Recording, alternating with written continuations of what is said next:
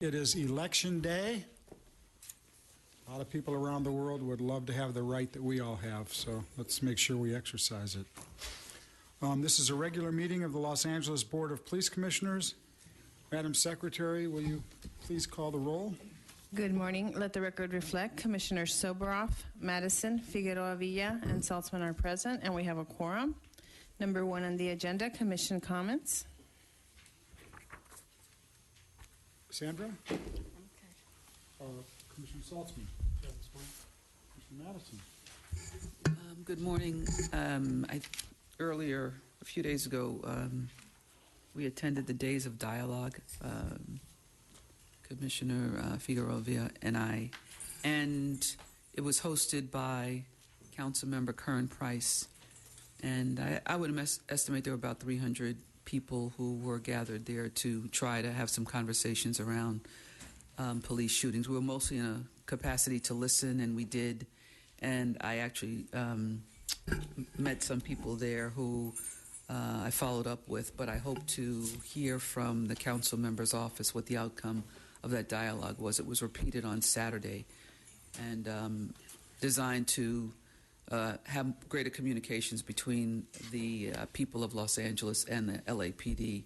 So appreciate the effort, hope to get some meaningful outcomes from that. Okay, let's move on. Okay. We are now on item number 2, the report of the Chief of Police. Morning, Chief. Good morning, Commissioners. A couple of things to report on. Past week, we attended the Major City Chiefs Conference, an International Association of Chief of Police convention in Florida. Major City Chiefs Conference, as you all probably know, is the top 60-plus cities in the United States where all the chiefs of department get together and not only plan what the organization's agenda will be, but also discuss current events. Was hosted by Orlando PD, and all the major cities were in attendance. The thing I wanted to bring back was the consistency of issues throughout the United States right now. Everybody is working on community trust issues, and actually looks to Los Angeles as an example. We were singled out for our continued efforts at improving relationships within the communities, particularly communities that are heavily served by the police department through either things like Commissioner Madison mentioned, Days of Dialogue, or our multiple youth programs, our community advisory boards, and multiple other points of contact with the community. So that stuff is all very important in this post-Ferguson world. So that was quite a discussion. Another piece that is ongoing nationally is on-body cameras and in-car video. Concurrent with that, you're going to hear a report today from Ms. Goodrich and Sergeant Gomez on this. I have to tell you, because you may or may not get the chance to know this, but Ms. Goodrich and Sergeant Gomez are by far and away recognized as the nation's leaders in this, and what happens in the LAPD is looked at all across the country, and they are highly sought after to discuss this for their not only their knowledge of the subject, but also their experience in implementing it in the largest police agency to undertake that. Continuing, Halloween, largely uneventful throughout the city. Hollywood, where the largest gatherings occurred, had about 60 arrests, but most of them were for public intoxication and things like that. No major incidents. As Commissioner Madison noted, CPAP Summit was this past weekend. Also on Saturday, we had the memorial ceremony at LAX for Gerardo Hernandez, the TSA agent that was killed in the shooting there 1 year ago this past Saturday. That was well attended by the mayor. Chief Gannon was there, as was TSA and Bill Lewis from the FBI. So it was very, very well attended, and it doesn't seem like it was a year ago. And may TSA Agent Hernandez rest in peace, and we should always think about him and his family. On to my discussion of crime. We continue with a homicide reduction this year as compared to last. We're at 4.5% reduction this year compared to last. That's 10 fewer homicides. For some perspective, that's also 16% less than 2012. In the total category of rape, and I'll include both the categories, what's called new rape and old rape because of the change in UCR, the total, we have a 12% increase compared to 13, but a just under 1% decrease compared to 12. So we're looking at that very carefully. We don't see any serials or patterns at this particular point, but last year was a particularly good year for us, and so we have tough numbers to improve upon. Robberies are down 2.5% compared to last year and 14% compared to 12. Aggravated assaults, the crime category that we've had the most issues with this year, due to probably most due to an increase in domestic violence and an increased scrutiny of the way that we categorize these crimes. We have a 20% increase compared to 13 and a 13% increase compared to 12. CompStat continues to drill down on this, but we note that the patterns are consistent citywide with very, very few commands that have not seen an increase. Total violent crime, driven by that ag assault number, 9% increase compared to last year and a 1% decrease compared to 2012. Property crime, all four categories down across the board. Total property crime reduction is 6% compared to last year, 7.5% compared to 2012. Brings us to a total Part 1 crime reduction for the year of 3.5% and 6.5% compared to 12. Incidents of shooting are down across the city, 8.1% reduction in reports of shots fired, and 10.3% reduction compared to last year in number of victims that have actually been shot, and a 23% reduction compared to 2012 of individuals that have been shot. Part 1 crime down in South Valley and West Bureaus, up by 2.9% in Central Bureau. Gang-related crime, I won't go through the 11 categories. Suffice it to say that total gang crime is down 8.2% compared to 13 and 22.1% compared to 12. Of particular interest to the Commission, categorical use of force incidents, those most serious use of force, are down 26% compared to last year. That's 61 incidents compared to 83 and 13, and also down in every comparison year back to 2009. Officer-involved shootings, of particular note because this is a national discussion about police reporting of officer-involved shootings. As you know, I report these to you every week, and you review each and every one of them. I think Los Angeles leads the nation in transparency on this issue. So far, year to date, we've had 23 officer-involved shootings as compared to 37 in 2013. That's a 37% reduction. We are also at the lowest level we have seen in the past 5 years in officer-involved shootings. Traffic statistics, we are up 3.2% in overall traffic collisions. To give you an idea of the numbers, that's 37,800 compared to last year's 36,700. Driving under the influence related crashes are down marginally, down 0.4%. Hit and runs are down 2%. Most serious category of hit and runs are down 38%. That's the hit and runs where an individual is killed. Obviously, this has been a rough weekend for the region with multiple fatalities due to hit and runs in other parts of the county. Motor vehicle versus pedestrians down just under 1% and down 10% in fatalities.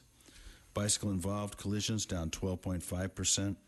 And fatalities down 78%. Personnel statistics, we have 9,918 sworn personnel, 2,730 civilian personnel, just over 400 reserves, 372 specialist volunteers, 45 chaplains, and 5,448 cadets. And that concludes my report. Chief, you said that the hit and run, the serious hit and runs are down 38% from a year ago? Fatalities are down 38%. Hit and runs that have a serious injury requiring hospitalization are down 11.9%. So both those categories are down significantly. We would like to attribute some of that, at least, to the department's efforts and the commission's efforts and the city's efforts in stressing, the legality of leaving the scene of a traffic accident, and also through our investigations. Great. Total hit and runs are down 2%. Thank you, sir. Okay, we do have 3 public comment cards on this item. We have Terry Allen Wilburn, followed by Mr. Herman and Ted Hayes. Morning, sir. Morning, gentlemen, ladies, commission. Chief, I have a lawsuit for my community that been raped. In the rape category, it's up 75%. They go out every day or every 3 days and rape these females in my communities and other communities. They now getting jumped on. Also, I wanted to say to you concerning my niece, Danielle, you have two people working with you against this at 5500, and my niece has been attacked by you in Cameron, Arkansas. I have been watching you and the police chief out there, but I can't call anymore. Although she had bodyguards. The bodyguards raped her in Cameron. You are also having my documentation that they stole. Mark Washington gave it to another young lady who was murdering people and placing them in a storage place at Carl Jr., Walmart's, Walgreens. And it's not appreciated, Chief, for you to go to the Rock and claim all those funded. All right, because I made that man a FBI when I was in Chicago, and it doesn't make no sense. I have statements here. You attacked my attorney, as well as other people has been attacking attorneys, and then on Olympic and Figueroa, my bankers has been attacked all over there since 2008, and this is Thank you, sir. unforbidden. Mr. Herman, please. Thank you.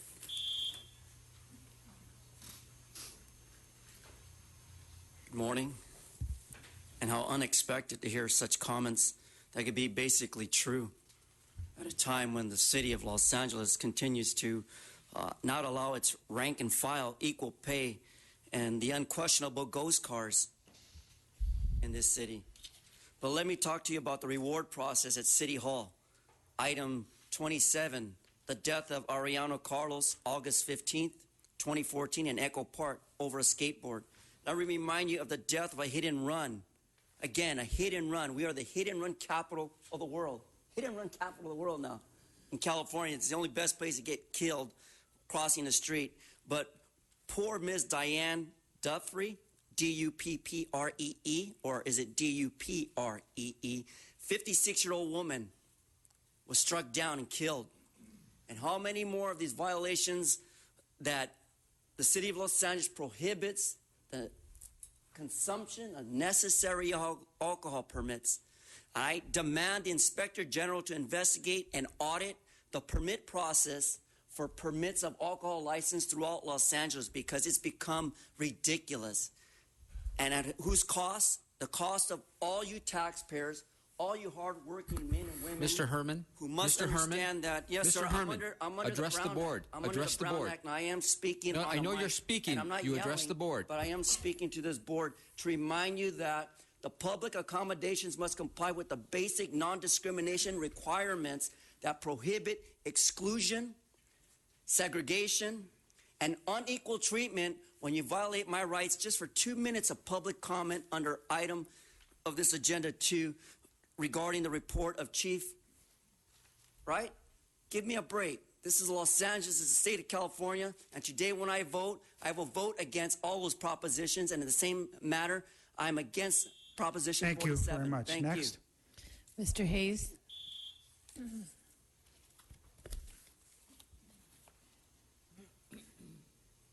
Morning, sir. Good morning. Point of order. I provided your city attorney with a bit of material regarding public comment on the Brown Act. He disagreed with it. But nevertheless, I'm going to provide it to you. The reading is quite simple. In regards to this gentleman turning around saying all of you and being admonished by the attorney, I believe the attorney has to go through the president to do anything as far as what his comments might be. All right. I attended Kern Price's Days of Dialogue on 2 occasions. Deputy Chief Pacing was there. The Chief of Police, LA Unified, was there. Very interesting. I think all of you deserve to get a copy of the determinations made by those 2 bodies.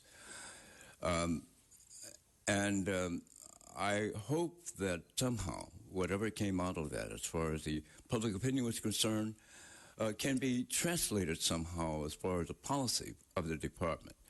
Needless to say, the public has still a very, very negative opinion of the LAPD. They don't believe that these sessions where people come out, of course, our president had something similar to that at church. They don't believe it's going to be effective. They really don't. I think it might.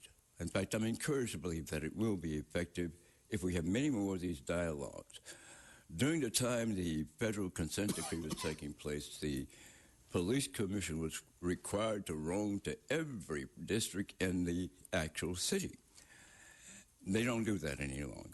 I don't think it's necessary to do it. I'm not indicating to be reinstated. But those are very, very important. Now, I shall provide to you what the Superior Appellate Court said about comments to your board or anybody in the state. Thank you, Mr. Hayes. Okay, we're now on item number 3, the report of the Executive Director, Mr. T. Fank. Morning, Mr. President, members of the Commission. Just a few brief items. At the request of Chief Information Officer Maggie Goodrich, she'd like to hold item 8A until she arrives. She was requested to appear at Fire Commission on an item she's assisting the fire department with. So when that item comes up, just if you would hold that until Ms. Goodrich is here. Okay. Also, as you recall, about 3 weeks ago, Mr. Shurkowski, who is with the with the Bonaventure Hotel, arrived at the Commission to talk about a noise variance that had been issued. Commission asked that I facilitate that being resolved, which I did. Yesterday was a meeting with Metropolitan Transit Authority and with the Bonaventure Hotel, and I believe that those issues have been resolved and night construction will be allowed as asked by Metro, and we will monitor that to ensure that there's no violation of the variance request. And as always, we facilitate a number of opportunities with Metro.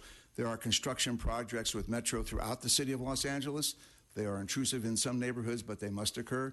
And I meet on a regular basis with Metro and any of the community stakeholder groups that want to talk about the noise issues that occur with that. So just let the Commission know that our staff is doing that. Also, there will be no meeting next Tuesday due to it being city holiday, November 11th, Veterans Day. Our next regular meeting after today will be November 18th. And just in advance for the public's information, the Commission will be holding its 5th community meeting since this Commission was seated. It'll be on February 3, 2015, and it'll be a location in Councilmember Mitch O'Farrell's district in the Hollywood area, location to be determined. That concludes my report. Thank you. We do have one public comment card. We have Mr. Herman. Can you walk the other way, sir? Can you guys like move up or something? I want him to have a direct line to the wasting my time. Thanks.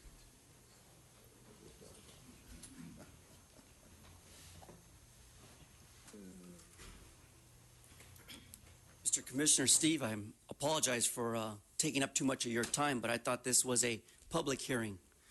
Besides the point, a reminder that under the report by Mr. T-Fank, who always gives out outstanding information. But regardless of that, as a reminder, these items may be moved on the regular agenda at the order of the president or at the request when an item has to be postponed and waited upon when a commissioner is unavailable to respond. Same question I ask is, I'm a public constituent, and I demand public comment to be heard to satisfy prior to this agenda going forward, if possible. But on a different note, as a reminder again that each federal agency has its own set of sections, rules, policies, and regulations. So I've determined by the consent of the agenda items, based on the fine gentleman in the end over there who did not understand the violation of 54950 to 54963 of the California Brown Act, this legislation allows us at times to drift off topic and have contact with the people who we all represent, because we're supposed to be mutual binders in this agreement of becoming and are legal citizens here. Fellow officers served me very well to protect my rights in the city of Los Angeles and throughout the greater state of California. Praise them and thank them. But on question regarding Section 8, I didn't even look at it. I'm not going to bother because, again, I'm going to save Steve Soborov his time as I walk back to my seat. Thank you. Thank you. We're now on item number 4, report of the Inspector General, Mr. Bustamante. Thank you, Commissioners. I have nothing to report. Thank you. We're now on item number 5. Item number 5 consists of information items and filed items relative to noise variances and special event permits submitted for the period ending October 31st, 2014. Item number 6, presentations. Do we have any presentations this morning? Not today. Thank you. Item number 7, consent agenda items. These items are considered to be routine and non-controversial, upon which the board is provided with adequate information for approval without inquiry or discussion. We do have a card for 7A. Would a commissioner wish to pull an item from 7B through 7E? I'll move approval with thanks to all the donors. Second. Okay. In favor? Aye. Okay. 7A? 7A. Department's report dated October 29, 2014, relative to a travel authority for the Chief of Police to meet with Commissioner William Branton and Sir Bernard Hogan Howe, Metropolitan Police Service, on November 5th, 2014 through November 7th, 2014 in New York. We have a comment card from Mr. Herman. Mr. Herman? 7A.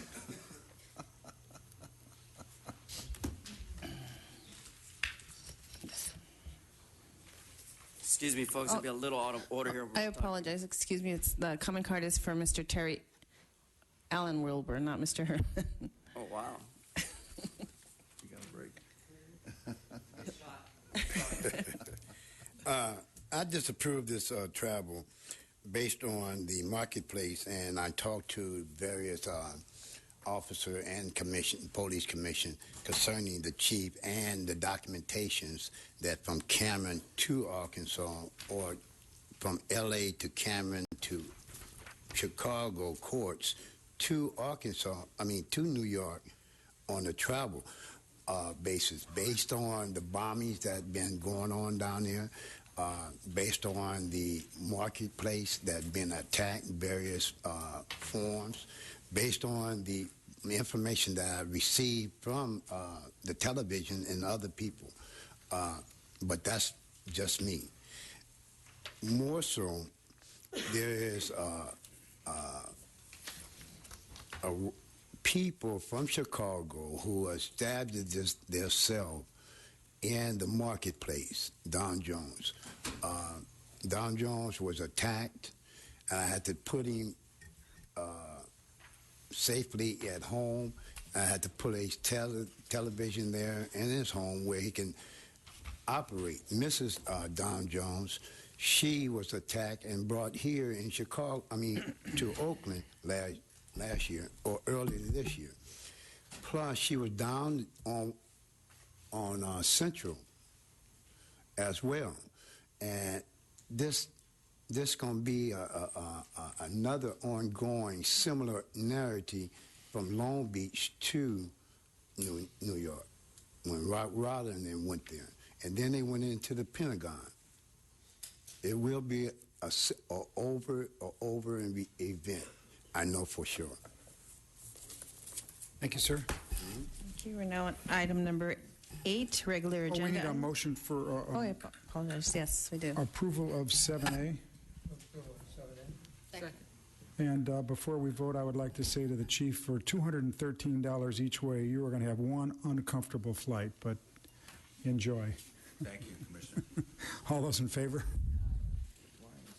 Thank you. We're now on item number 8, regular agenda items. Would a commissioner wish to pull any item as special for I'd discussion? like to move, just for a formality, I'd like to move 8A to wait till Maggie. She's here, sir. Oh, she is? Yes. Hey, Maggie. Okay. Are you ready for action? Would a commissioner wish to pull any item as special from 8B through 8M? Yes, I'd like to hold item 8B, 8C, 8G, and 8J, B, C, J, and what? E, and J.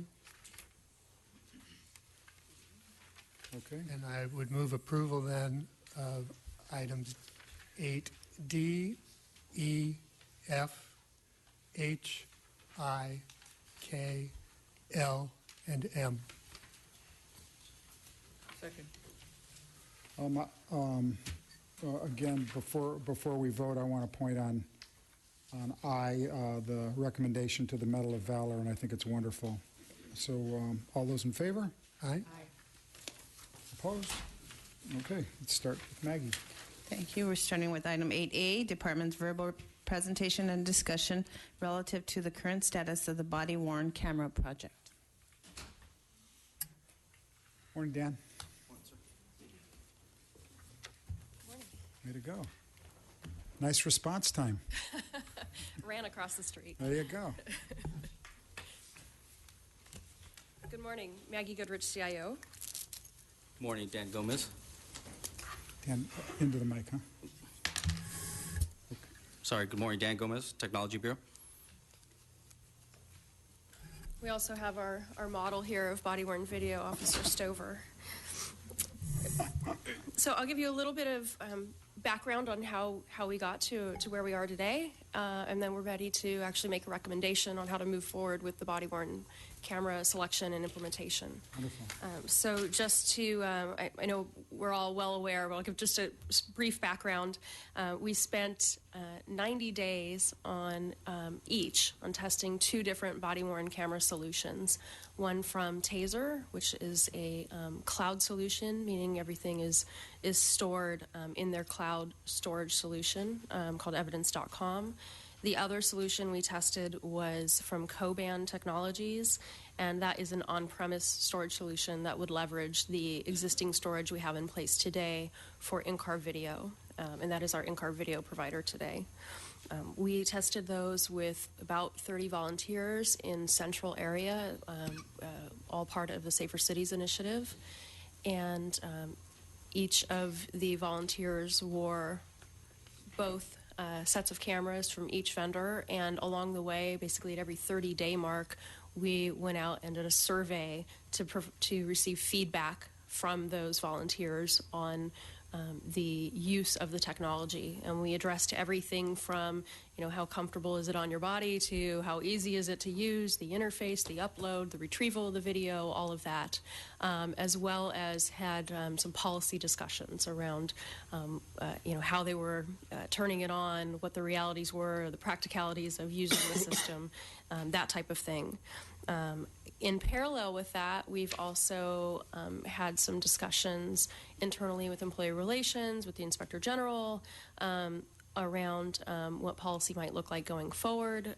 We've also had a few meetings with the ACLU to receive their input on body-worn in general, and we are going to continue both of those conversations.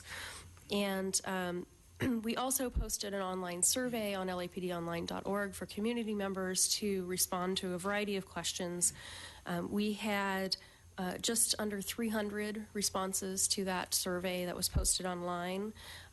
Overwhelmingly, the response was in favor of the department implementing body-worn video and using those cameras. And one of the questions we specifically asked was how long the respondents thought we should retain that video. And the response, the largest response was in favor of us retaining the video for 1 year. To that point, I should also point out that previously the city charter as it stands requires that we retain all records for a minimum of 5 years. However, recently City Council voted to reduce that specifically for police video from 5 years down to 2 years. The city attorney weighed in and believed that that meets all of the statutory requirements in terms of risk management, liability, litigation, et cetera. And so council voted to reduce our retention from 5 years to 2 years. The other thing that we've done is had conversations with multiple agencies out there. First, we hit up all the agencies that we knew had already implemented body-worn in some form or fashion, and then in turn we received a variety of calls. I think Dan's been contacted now by about 30 different agencies, all calling to ask how we've done it and to really model their evaluation after ours. So the response has been overwhelmingly positive. As the chief said, it was a huge topic at IACP and Major City Chiefs, and even other conferences that have come up along the way. Actually, Dan was just on a panel with representatives from the ACLU at the Police Officers Association of LA County, specifically speaking to video evidence and body-worn. So this is clearly a hot topic. With that, I will now let you know that we have made a selection. We would like to go with TASER as our selected vendor for body-worn. So you've made that determination. We have. So the winner is, drum roll, TASER. It is TASER. And which of the two products, or are you using both? And let me let Dan walk you through the process, how we got there, and sort of the pros and cons, and why we made the selection that we did. Thank you, Commissioner. So, first I like to give a lot of the credit to, what we did in this project to actually the Safer City Initiative officers who actually deployed the technology for us. Without their direct input, I don't know that we would have achieved or been as clear as where we are today. In addition, officers who work the tactical technology section, again, they put in countless hours, not only in making sure that the Safer City Initiative officers were well supported, but then all the technical testing that we did in-house, again, without their diligence. I know that often we get the face of the credit, but they really deserve, most of the credit for everything that we've done. So with that, when we looked at the different devices, as Ms. Goodrich said, we looked at all the technical sides of the devices. We looked at the officer and read all the officer input, had many interviews with them. But the primary issue that we came across was which device could support a large agency like the Los Angeles Police Department moving forward, and had a complete end-to-end solution. And the device was only one piece of it. It was really the back office, the storage, the management, how you access video, how you get video for court. All those things became issues for how we looked at the technology. And with that in mind, at the end of our evaluation, clearly today, Evidence.com and the TASER International right now is leading the charge in the body-worn video arena. I think that's evident by other agencies who've selected them, but putting the technology through its paces, I think that's what emerged as the clear winner, is that it was an end-to-end solution. It was not just the device. And being able to scale for an organization as large as us, I think was also a primary concern for us. And clearly they can support, based on what we've seen to date, moving forward with them as the selected vendor. We also, in each one of the devices, we looked at any technical specification that they offered to us as a benefit, how long the batteries lasted, how long the video would record, the type of quality of the video. We tested against all those parameters. We didn't ask the field officers to do that. We wanted them to use it and go out and give us direct impact on how it affected them operationally. But internally, we looked at all those things, how long the battery would run out. If they said it would last for 14 hours, we tested it for 14 hours and beyond to make sure it would in fact do that.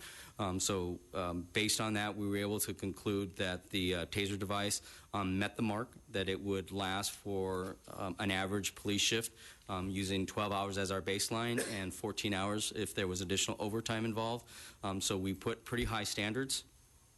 In addition, we found some shortfalls in the devices, which we've been able to work with the company and will continue to work with the company to make sure that they meet our operational needs.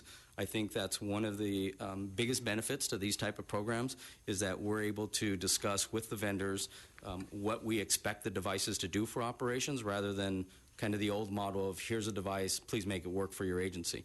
We certainly did not take that approach, and they've been very receptive, and in fact both companies have, but I think in the development cycle TASER is farther along, and I think we'll work toward meeting the needs that we need. Some of those shortfalls have to do with the type of mountings that the system has. We have a variety of uniforms that we wear on the department, and we have to make sure that we address those to make sure that when they deploy them, we're getting the best camera angles, that they're securely fastened to the uniform, and that it's convenient for the officer to get on and off. In addition, we found some audio issues with the particular TASER device, and they've already started to address that in firmware upgrades, so they heard us loud and clear and are addressing that. In the Vivu body cam that was offered by Coban Technologies, we clearly found some video issues in terms of video quality, so they are addressing those. I think their product will develop and be better, but today didn't quite meet the video quality that we're looking for, especially in low light conditions, and that was a big differentiator between the TASER device and the Coban Technology device, was the low light condition of the video recording. In addition, one of the qualities that we found very advantageous, and quite frankly I think this board is used to it in the in-car video, is TASER offers a pre-buffer.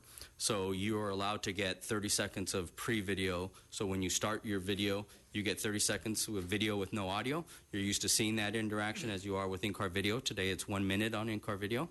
And the Coban, the Vivu device, did not offer that as a feature. It was either on or it was off. So that's one of the issues that we looked at and we liked, and we're quite impressed that the device was able to do that functionality and still maintain the above 14-hour battery retention period. That is a high-level overview of why we selected one over the other. I think in closing, what I would like to say is that the back office, the part that the officer is going to use the most, for us clearly was Evidence.com. It made it very, very easy for the officers to review their video, to upload their video, and to be able to retrieve their video for court and to refresh their recollection while completing police reports.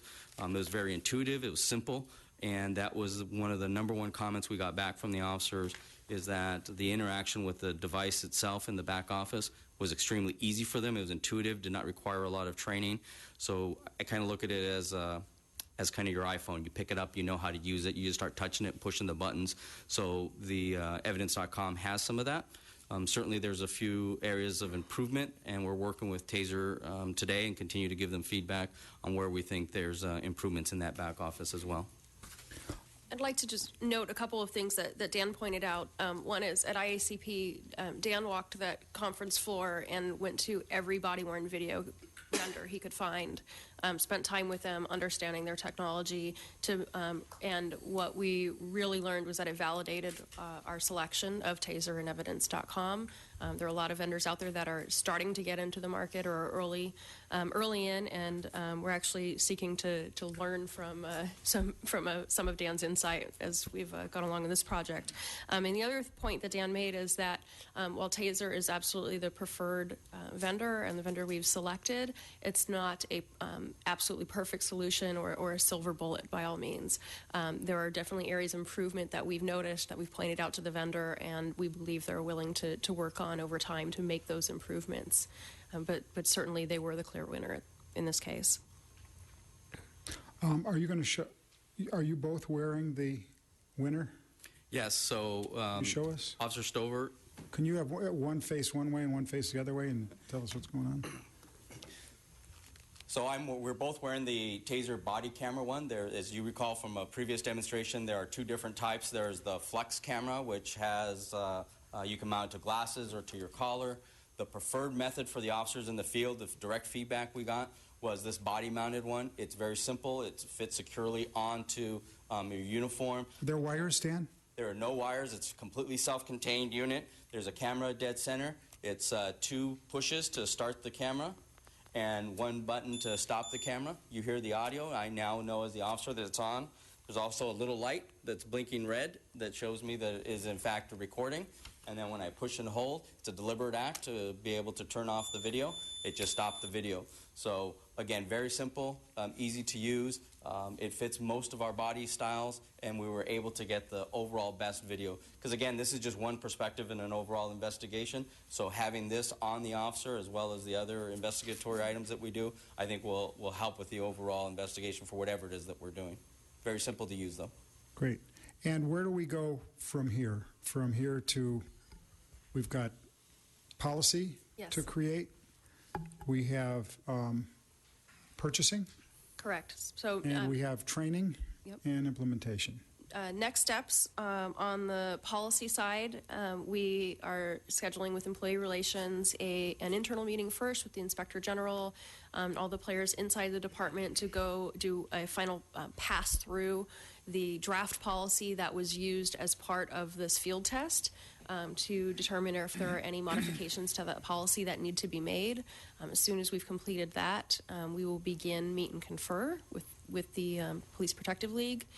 In addition, we will also have an additional meeting with the ACLU to make sure we have all of their final input now that we've made the selection and we're closer to having at least a proposed draft policy. And the public's input, we've received. We've received, and that will be considered Chief, you as had some well. thoughts about, are we having just part of commission hearings, or are we having anything special on this, or? You know, we can. Our goal is to continue with the online surveys and get input through that. This is a topic of conversation in all of the departments' community outreach efforts, so we'll get input through that. If this will come back to the commission multiple times before it comes out in the field, we can get public input through that. I don't know that we need to have a specific standalone meeting, nor that would be particularly effective. I think that as we roll out the policy, once the discussions have been completed with the bargaining units and with the inspector general and the various stakeholders, that's a good time, and we will make sure that is published amply so that we can get some public feedback. And of course, this is not occurring in a vacuum. This is, as Maggie and Danny are well aware, this exact conversation is occurring throughout the nation. And there are multiple policies that have been in effect, that are being put in effect, and that some consistency is good there. This is going to become a national standard. So we want to look at what other folks have done. Of huge interest is the various applications throughout the nation. The discovery requests and public records requests vary hugely from state to state. We had discussions with some folks that operate in states that have Freedom of Information Act statutes that require everything to be released, and they're going as far as to put every video online. And of course, that is not the reality in California, but it is a reality in other places. So it's going to be, we want consistency, but also recognizing the variations in state laws. Also, in regard to next steps, we will be meeting with TASER to begin discussions on pricing and determine just how many devices we're going to be able to procure.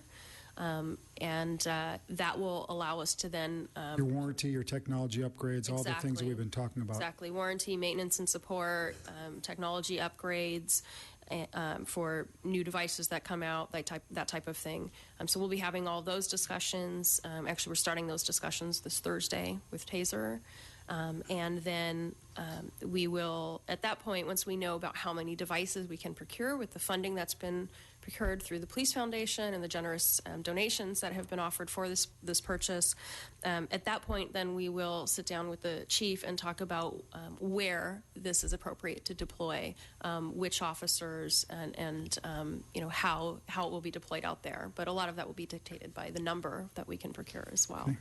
The latest studies, I was given two. I guess both of these came out at your conference, but the latest studies have shown continued very positive on improved citizen behavior. I can give the statistics, but they're just mind-boggling, and improved police officer behavior, where in a 2013 report said shifts without cameras experienced twice as many incidents of use of force as shifts with cameras. Those are just incredible numbers, and 65% fewer complaints.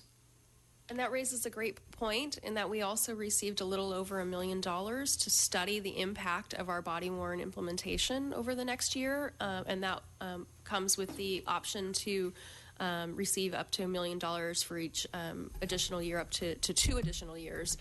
We're partnering with a research partner that we've used on some other projects, Justice and Security Strategies, Dr. Craig Uchida there, as well as some professors from UCLA and George Mason University to study just that. We're going to be looking at the impact both on officer behavior, on citizen behavior. We're also going to be looking at some technology initiatives, video analytics, that type of thing. So that will be a study that happens concurrently with the implementation of body-worn. And your rollout, it's not going to be on Monday, nobody's wearing them, and then 600 people are wearing them Tuesday. Correct. You've got detailed training, and so you'll have a gradual rollout. And when do you believe that will begin? So that will depend on when the policy is approved. Right. When the policy is approved, then from that we'll develop the training. Dan's section typically takes the lead in that type of training, as they do with in-car video.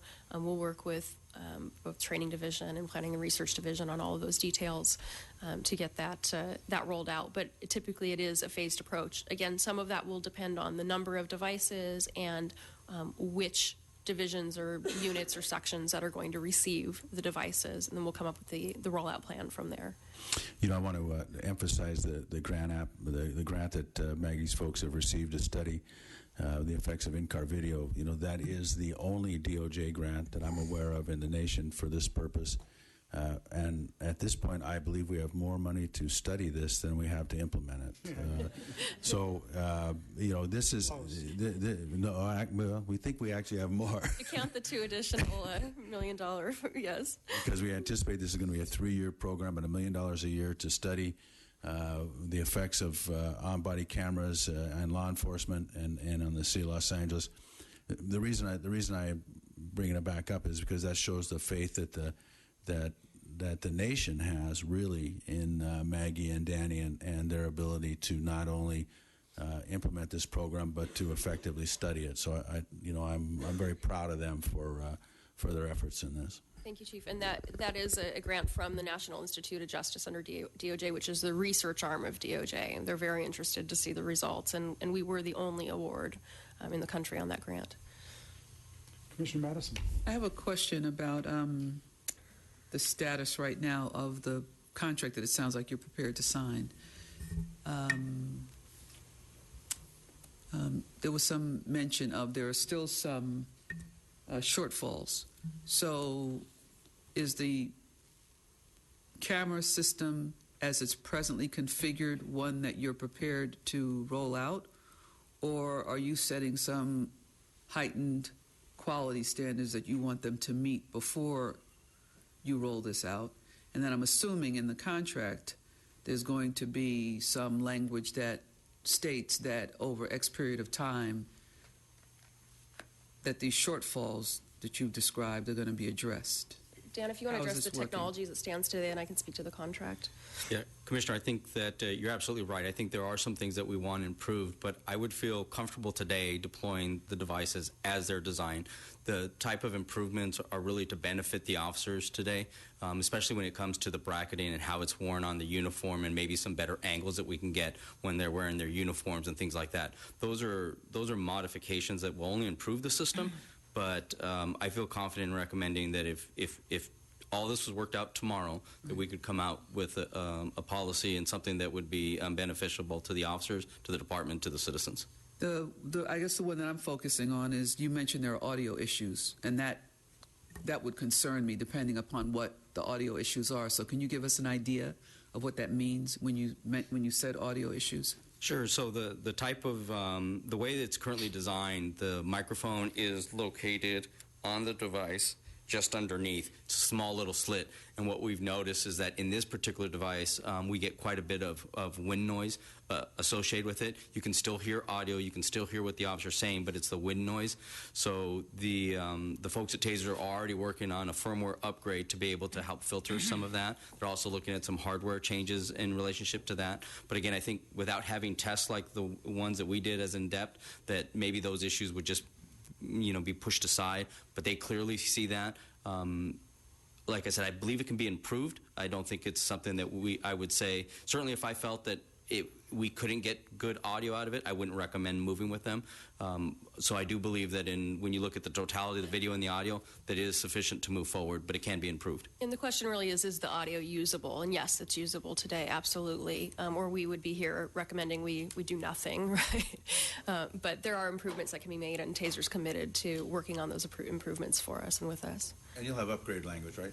You have upgrade language. Absolutely. Yeah, the contract that we'll be negotiating for the procurement through the Police Foundation will absolutely include upgrades to the technology. And what did that mean? Because I missed that when you said that the Coban is either on or off, but the TASER has a 30-second pre-buffer. What does that mean? So in the TASER device, when I start the unit, if I were to start it right now, it would go back and pull 30 seconds of video previous. So I would have video of before I started it. So again, if I pressed it right now, it would go back 30 seconds. So your question that you just asked me would be on tape. Your audio would not, but the fact that we were having this interaction, and from the moment that beep started forward, we would have video and audio. So it's always tape recording. It is for 30 seconds. So, for instance, the example I always give is if someone were to run a stop sign. If I'm standing in front of that stop sign and someone goes through it, and I start the video in the VIVU system, or the Coban system, I would have missed that because I started it already happened. In the TASER system, if I were to start it, it'd go back those 30 seconds, and I'd actually catch the violation on video, and I'd be able to demonstrate that through the video. But it's only for that 30-second window. And then when I press stop, the entire system turns off, both video and audio.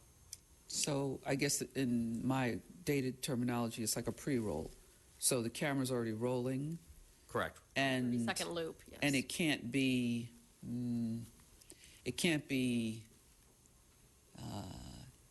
manipulated? Yes. It cannot. Okay. Yeah, the officers have no control over the device itself. It is continually recording. It's a self-contained unit, so there's no way to access the hard drive. Security was a big feature that we looked at. So again, when it docks, it does a security handoff between the device and evidence.com to ensure that that belongs to it, and then that's done all seamlessly without any officer intervention other than them dropping it into the cradle. And can you just take 60 seconds and tell us how it does dock and download? Does it have to be brought back to the station? Does it happen wirelessly? Does it happen through the car? How does this work? So today, during the pilot, what we did is everything had to be docked at the station. So it's securely set to the department's network within our firewalls. The officers bring it back to the station. They drop it into a docking device. In that docking device, it does a couple things. It charges it while it's sitting in there. It also downloads the video and puts it directly into evidence.com. And in addition to that, it receives any updates to the device automatically. And essentially does it in that order because the priority is the video. Great, thank you. Commissioner, I'm sorry. I'm sorry, go ahead. No, I went right along. Use the microphone. with in Safer Cities, and we were talking about this, and that 30 seconds that it captures, it could capture cop chatter that may or may not be appropriate. Is there going to be train? I don't. The buffer It was an actu- are yeah. The buffer actually You doesn't and I are capture talking audio. about- The buffer doesn't capture audio. It So only the 30 captures seconds video. is no audio. Correct. Okay. Commissioner Saltzman? Thank you. I do have actually three different things I'd like to ask about. Appreciate all the progress and clearly all the work that's gone into this. One of the things I thought we might see today, since it wasn't a written report, it wasn't clear what we'd see, but I would be quite interested in seeing what the video looks like and with the audio. Perhaps you've shared that with other commissioners. But so one request is when you come back again, if you could do that, because I would be interested in seeing what you're seeing.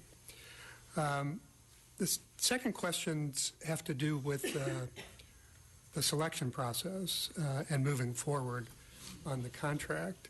And these are just some basic questions about it. So you have made the decision. Is this process now either because of the way it's funded or for some other reason just outside the regular procurement process, or does that decision then come to us with the contract? How does that work? So it's a little different than the typical city process in that this is a donation of private funds through the Police Foundation. So typically the way that works is we do an evaluation of the technology. We set the standards for the department in regard to that particular technology and provide those to the Police Foundation. And then in response to that, the Police Foundation does the procurement and then makes the donation of the technology. So it's not a pass-through of funds or anything like that. And that's why we engaged in the very careful field evaluation and side-by-side comparison so that we could explain to the foundation how we came up with the selection. So the contract itself won't come to us or to the city council for approval? The donation will. The donation The will? acceptance of the donation will, but the contract itself, no, is through the Police Foundation, not through the city. And so the donation will come to us at the time prior to when you're actually implementing. It was the city council too, yeah? Correct. Yes, we'll go to council as well. Thank you. I appreciate that.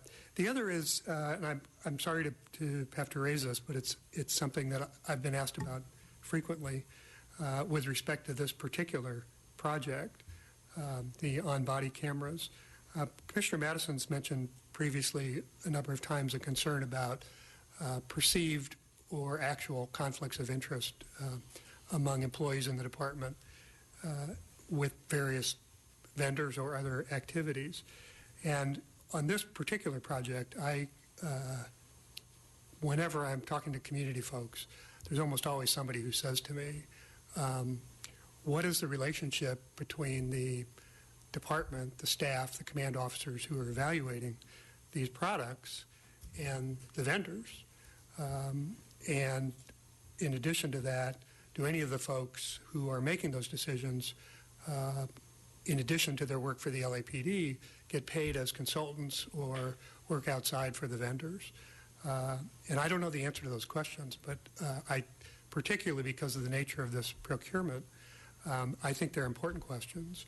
And I'm happy to have you speak to that now if you'd like to, but I think the next time this comes back, we should have a written report and we should have a clear statement with respect to each of the people involved throughout the command chain with respect to the decision making here as to whether they have any financial interest in any of the vendors and whether they, separate from their LAPD employment, are working as contractors or any other paid capacity with any of the vendors. And I can answer that for you now, and the answer is no. Neither Dan or I have any sort of business relationship. We do not work for TASER. We do not work for Coban, Vivu, Evidence.com, any of those affiliates in either any sort of business capacity, consulting capacity, including stock cetera. purchases or anything like that.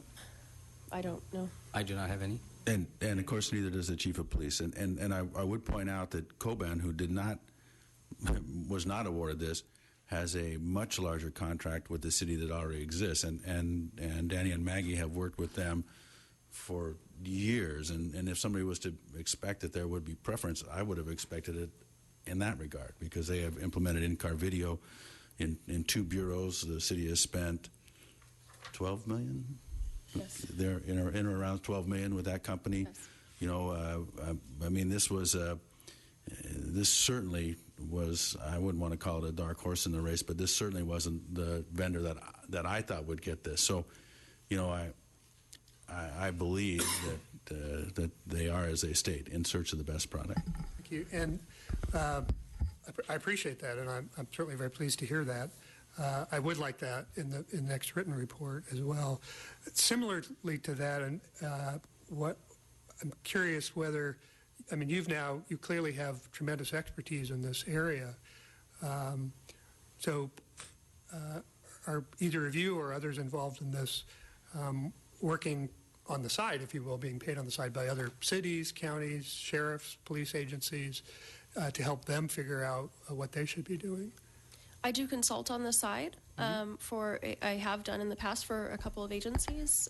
Previously, I consulted for the city of Detroit, having nothing to do with this type of technology. They actually asked me to help them look at the selection of a CAD, computer aided dispatch.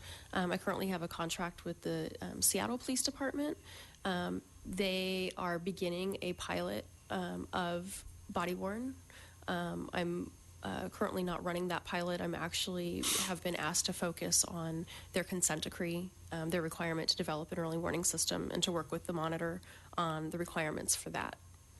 Thank you.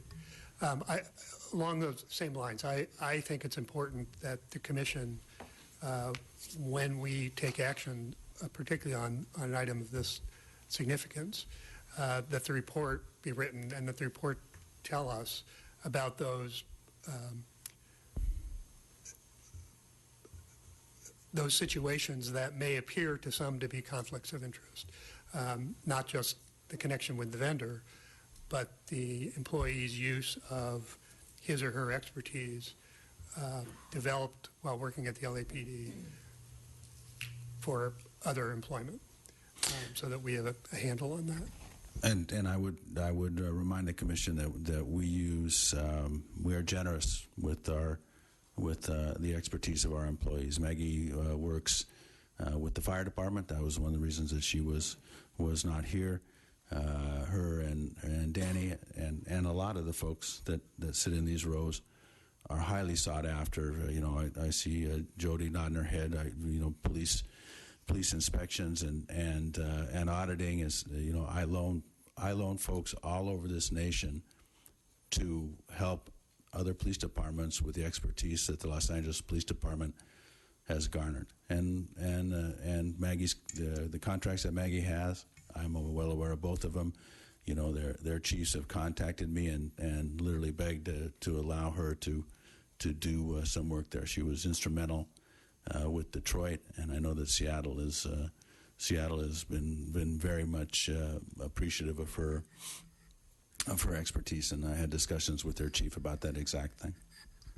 May I interject here that and maybe the city attorney can tell me whether or not this is appropriate, but this is actually maybe I've been very naive, but I wasn't aware that there were paid contracts that members of the LAPD had with other agencies. And so with that new knowledge, I'd actually like a report on who has them and with whom. Across the board? Across the board. You mean of 10,000 officers? Yes. Yes. I'm most especially You're asking interested for in the every command moonlight staff. job that every No. officer has I'm in the system? I'm particularly asking for command staff and people in decision-making capacities that can impact the selection of business relationships that the LAPD may enter into. I can give an example. I didn't know that we had such a great relationship with Seattle. I'd like to understand the extent of our relationship with Seattle, and I am certain that the other agencies provide consultation to the LAPD. But I'd like to know from this department going out who is being paid as a contractor, as a subcontractor, contractor to offer expertise. Just think you have to define it a little better. Did I define it enough? I don't think so. Well, I said particularly command staff. Well, you have people that work 4 days a week here and shifts of 3 days a week and that have other jobs. Are you asking for a list of every LAPD officer that has another job? I'm asking. Is that your and question? I No. said people who are in decision-making Well, they all make positions decisions. regarding business that the LAPD will enter into. I see. Commissioner Madison, you can feel free to disagree with me. I think I agree with you on this, and I think agree my with that. suggestion would be, What did you say? I think that she would agree. You would agree that he agrees with you. okay, so far, that rather than our trying to make this clear as we're sitting here, I would be happy to work with you, the Inspector General, and Mr. Tiefenk, to help us understand exactly what it is we're asking for, and Good. come back with a formal motion Good. to the commission in a week or two, if you're okay with that. I'm okay not with trying that to. because I don't want to start a fight up here. Okay, so I think that makes sense, and Chief, in response to your comments, I certainly appreciate how much the LAPD is a leader on a variety of issues and how much free, if you will, how much expertise the LAPD provides across the nation and the world free to other agencies. And I commend you for that. I think that's wonderful. To me, that is different, however, from when that same sort of thing is happening, but it's being paid for. In one set of instances, the money may actually be coming to the department, and that's fine, although I think we should know about that. And the other instance, the money may be coming to the employee. And in some instances, that's fine. In some instances, I'm not. I think it's problematic, and I think we need to know about it. So I'm not questioning the value of the expertise and the tremendous service the department provides. But I think there's an aspect of this with respect to when money's changing hands that we're a public agency and we ought to be transparent about this. And I'm not suggesting anyone's done anything wrong. You said you were familiar with the contracts. I'm encouraged by that. That suggests to me that the question Commissioner Madison is asking may not be that difficult to answer if you're already tracking those kinds of contracts. But that's what we'll come back with a proposal about that.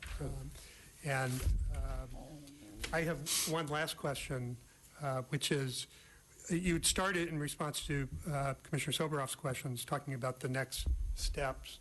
I would find it helpful if you would talk a bit about the timing that you project now that you've made this decision. I understand it's hard to predict the timing, but if you could give us a sense of what you think is likely to happen in the next month, the next 6 months, the next 12 months. And also add to that, I want to add a friendly addendum. In my brain, it's always been 600 cameras. It was 500 and 1 million, and then we went up to 1,340,000. And my hope is that it's 600, but it's a friendly addendum to Rob's question. And do you want all that in a written report, or do you want me to walk you through If you that can do it today, I'd be happy to hear it. So I can't give you an exact timeline. I think we're a little too early here. We have to start those discussions. But I would say in the next month, we'll have the internal discussion with employee relations, the Inspector General, and all the appropriate players within the department. We'll also begin meet and confer with the league. And we will also, before the end of the year, have that additional meeting with the ACLU to make sure we've heard all of their concerns as well and received their input. So that really takes us through the end of the year. How long meet and confer lasts and when we have an approved policy, I have no idea. When do you start processing the order? I mean, is there a backlog to receive equipment? To receive the equipment, we'll have that conversation with Taser on Thursday. Okay. So we'll have a better understanding after we have that meeting and can report back on what that might look like as far as an order, how quickly they'd be able to deliver, and all of that. One concern I would have is most likely Taser will be able to deliver before we have the policy agreed upon. And what I don't want is to receive 600 devices and then have them sit on a shelf while we wait for policy to be approved. Right. So I want to make sure we time that appropriately. And as to the number, that will be negotiated as part of the contract with TASER. So I would recommend not using a number at this point. Okay. We have a motion for approval. Oh, wait.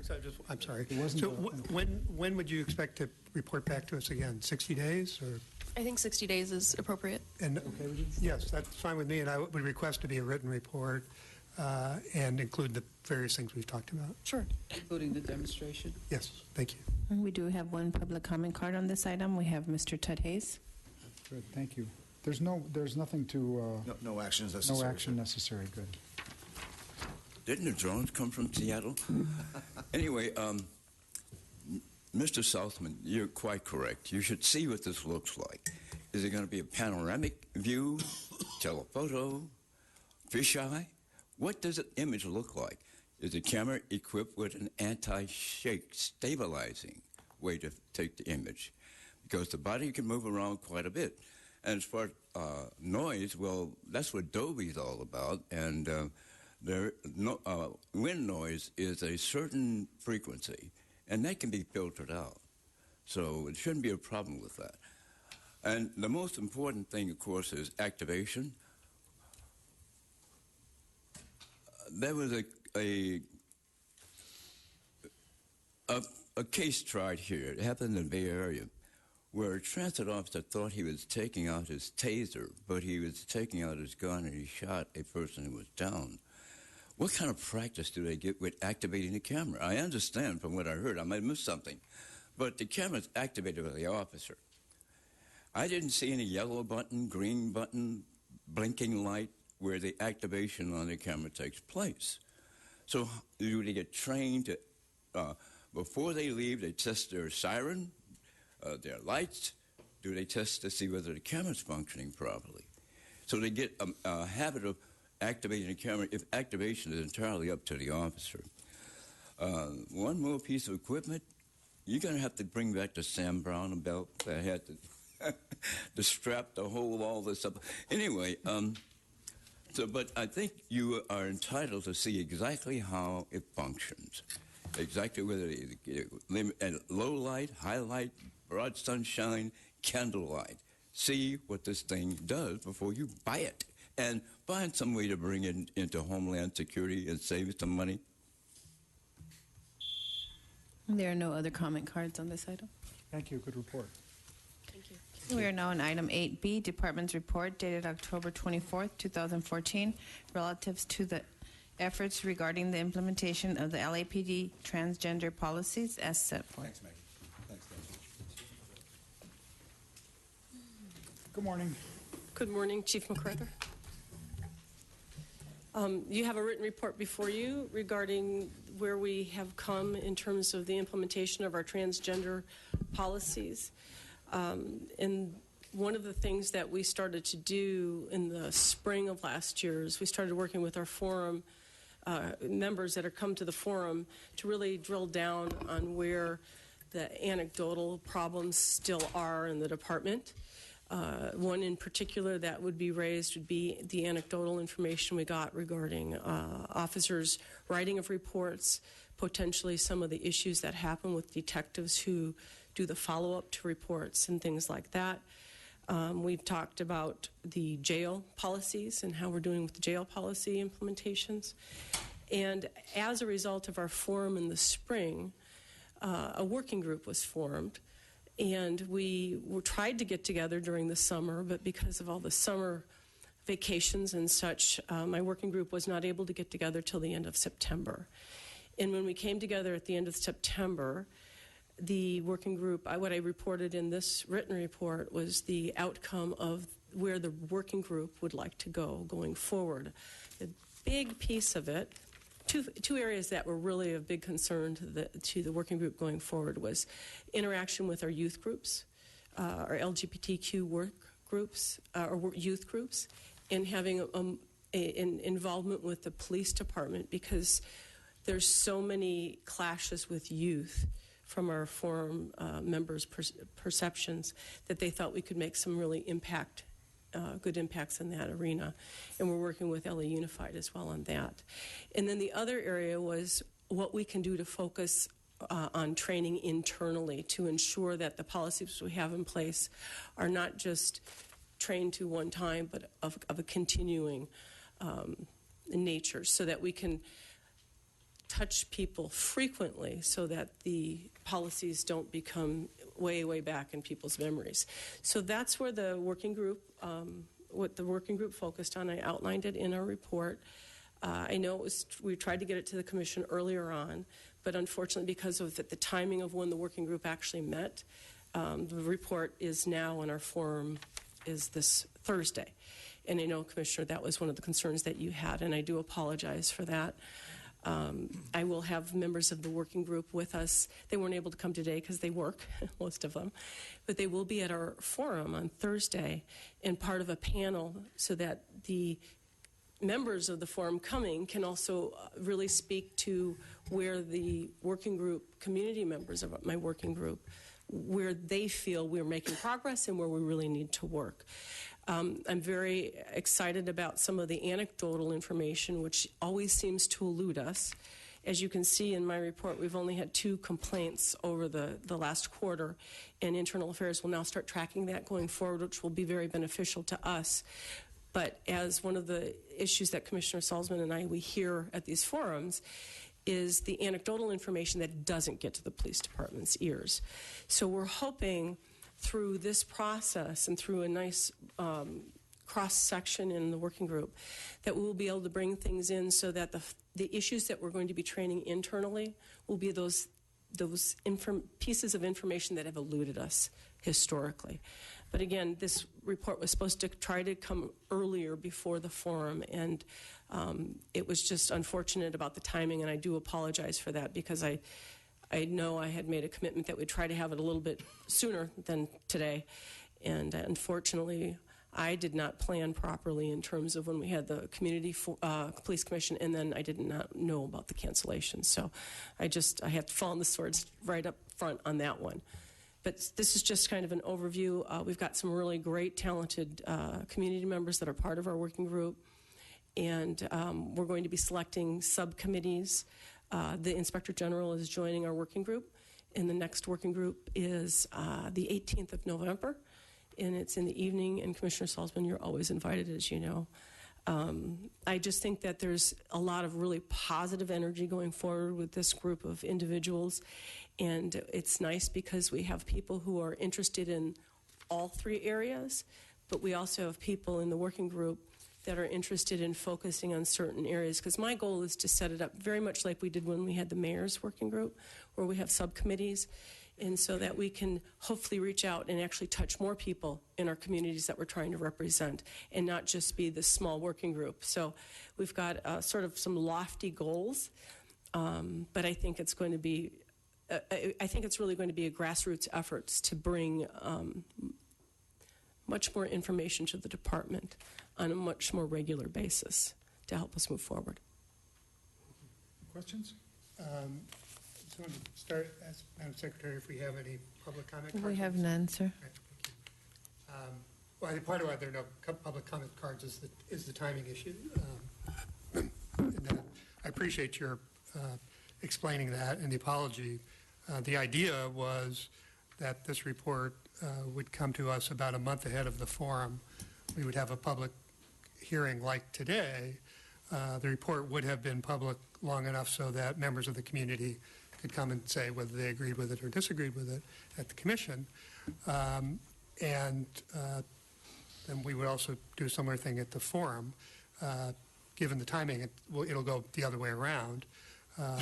And I'm hoping that folks in the community who have interest in this will have seen the report by Thursday. I know some have because I've been contacted by quite a few.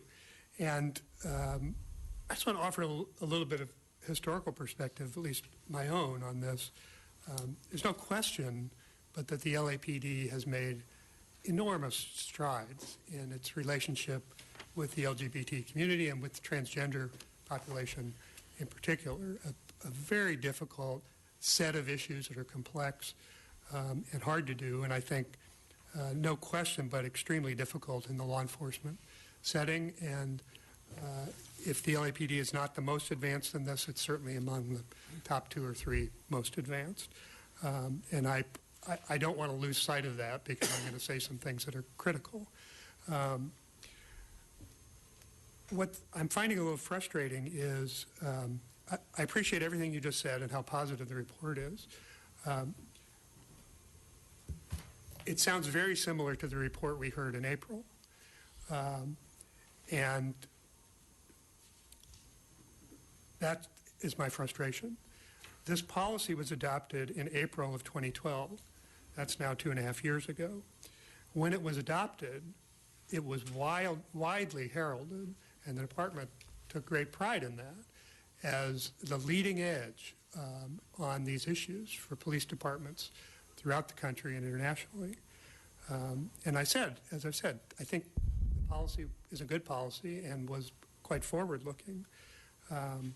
What's frustrating to me is each time now that you're coming to the commission, and I know this will happen again, each time we have a chiefs forum with the LGBT community, we hear the same issues again and again and again, and the same responses again and again and again. Let me just describe what the kinds of things that I'm hearing and seeing, and I don't think any of these will be news to you.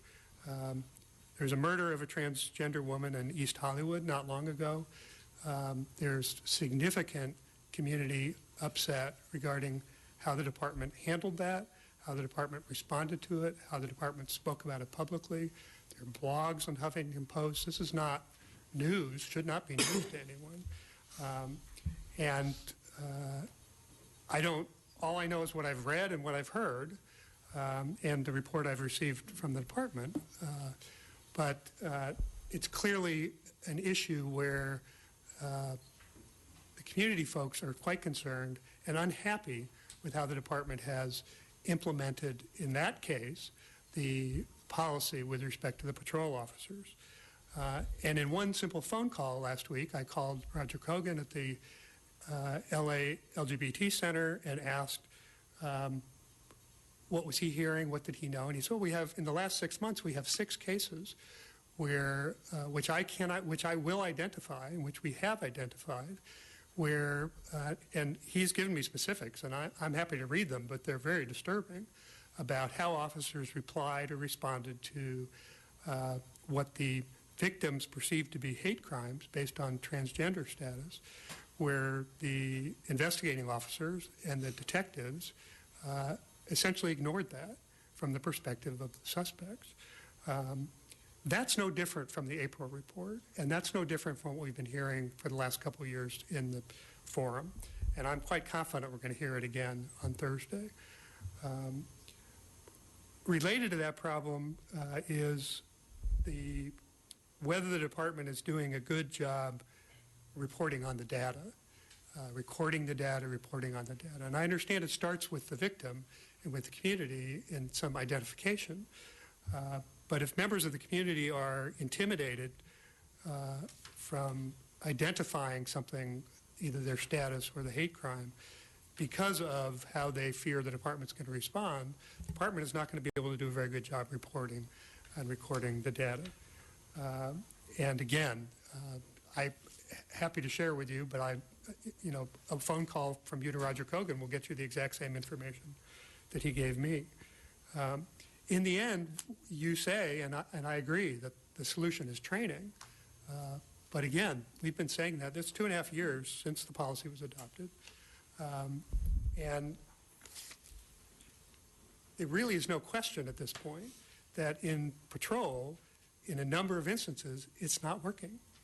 And so somehow we need to do a better job of the training.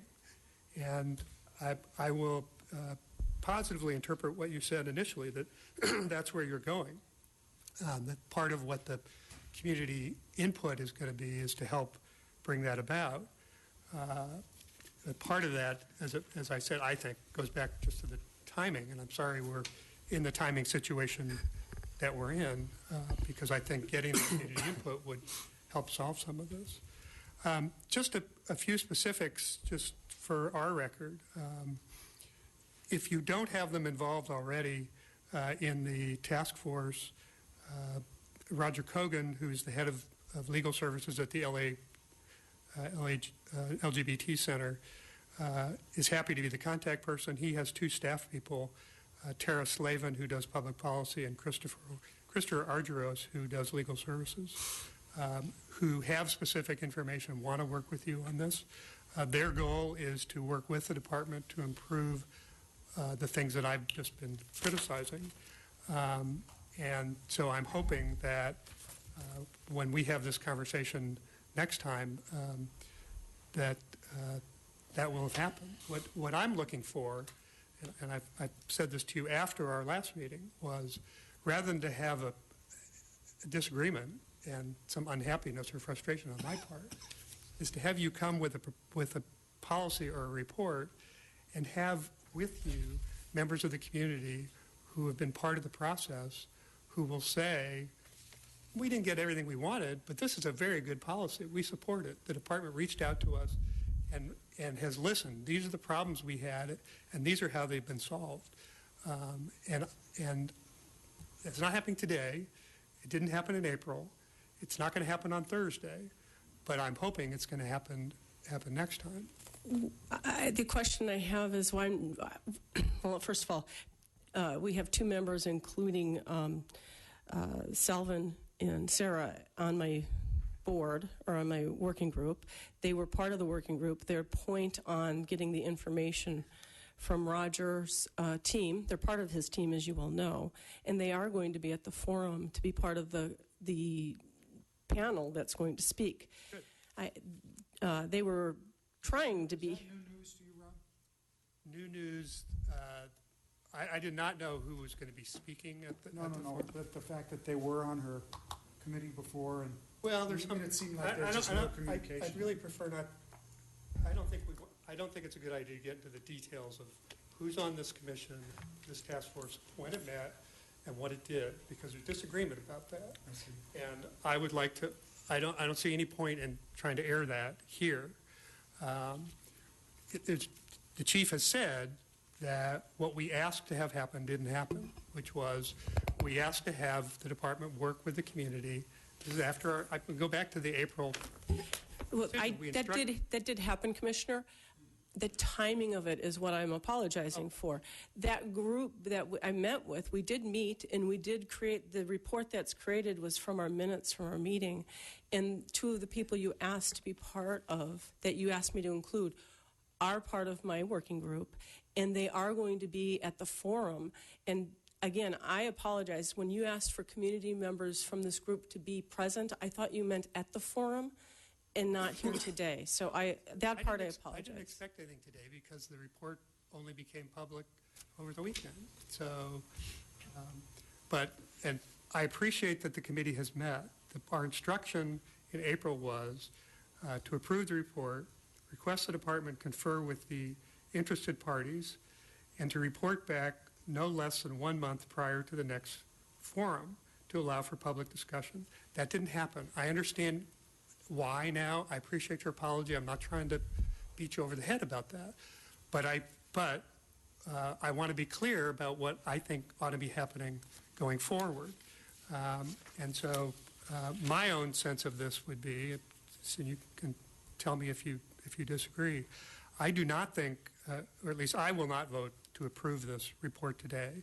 That was the approach we took last time, and I don't think it worked. What I think needs to happen is that after the forum that happens on Thursday, I think the department needs to come back to us in 60 days or less and include in the report progress on a variety of different issues and in more detail that's in this report. One is on the data issue that I've been talking about, the reporting and the recording of the data. What's the progress being made? What is the community view about whether hate crimes, for example, based on transgender identity, are being reported or not? And if they're not, what are the issues? The community folks will tell you that. They stand up at the forum and say that. that's one. Another is a follow-up report. You mentioned the 2 internal affairs cases, so follow-up report on those for us. Some specifics about the community outreach, that is, who's on the task force, when did it meet, and either there are community folks here that say they're supportive, or at least when I get your report and reach out to community folks who are the same folks that come to the forum and the same folks that you're working with, that they don't tell me things that are troubling. That we have 6 cases in the last 6 months that we're still arguing with the department about whether they're hate crime or not. That there's a murder in the last month that we believe has been mishandled. Those kinds of things. I would like to be able to avoid that, and I'm sure you would too. And so that's my goal. So you recommend a hold on this? Yes, I think we ought to continue this until we get a complete report. Okay. We did receive a public comment card. Hold on, I have a Commissioner? question, Sandy Jo. I'm sorry. No. Yes. Chief, so you did have these meetings. I was at the forum, the last forum. Yes. Some of this stuff, I don't remember. Maybe I wasn't paying attention, but. So you have this meeting with this working group. They come up, and I participated in a lot of working groups. They came up with these 3. They identified these 3 things they want to get involved with. None of it is what Commissioner Saltzman is referring to. Was that discussed at all or brought up by any of these groups? Because it seems like some of the groups that are on this commission are also giving you certain information that they want to see, but they're also calling the commissioner about concerns they have that were not brought up there. So it's sort of like 2. Item one in their agenda is exactly what I'm talking about. Is what? Well, it's internal LAPD training for sworn personnel to continue and include the following: report writing and use of pronouns, reasonable suspicion and probable cause, fair and impartial policing, recurrent training for jail division staff, review the Department of Justice training. Those speak specifically to the cases that people, I keep referring to these 6 cases, and if you want, I'll So what do you, I And guess I'm confused. all of those things are in place. What do you, well, that's what I'm saying. Well, and so we will address the anomalies, but all of those things are in place, have been crafted carefully over the last number of years by Chief MacArthur and by her working group and through the forums. And, I mean, we can address anomalies when we become aware of them, but it's not like we don't have the most extensive training in law enforcement on this issue. And, we will continue to do that. And if we get specific reports with specific information about somebody that doesn't adhere to that training, then we can address that. But, just to point out half a dozen times when people are not happy with the way they're treated, without specifics and without our ability to investigate, it makes it hard to respond. Well, I guess I'm trying to figure out what do you, if some of this is written in here, what more are you asking for? Some of the information, it seems to me that you're asking for may or may not be, well, they could ask for it, but, how much information? here. This is from Roger Kogan at the LA LGBT Center, and he's happy to share this with you. Commissioner, all I would ask is if you're going to read allegations of misconduct, I'd ask you not to, and just to give them to us so that we can do an investigation. Well, if there's specifics in them, if you want to talk about generalities, that's fine. But if you're going to, I just ask you to be careful about that. If there are specifics, and I haven't seen them, so I can't speak to it. Let me start, and you can tell me if you think I'm being too specific.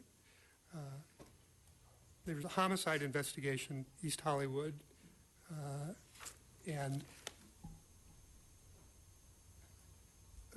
the LAPD, I'm reading from the email, told reporters the shooting appeared to be a, quote, botched robbery, and made statements such as, quote, just because of a person's lifestyle and they are a victim of violent crime, it doesn't necessarily make it a hate crime. when pushed back by community members, there was no satisfactory explanation provided about why this was not being investigated as a possible hate crime. The LAPD did not recognize or validate the concerns expressed by the trans community around safety. That's one of the incidents. And I've been contacted about that as well, Commissioner, just recently. And that's an example of what I'm talking about. And that is the examples that Tara is bringing to us, Ms. Sullivan.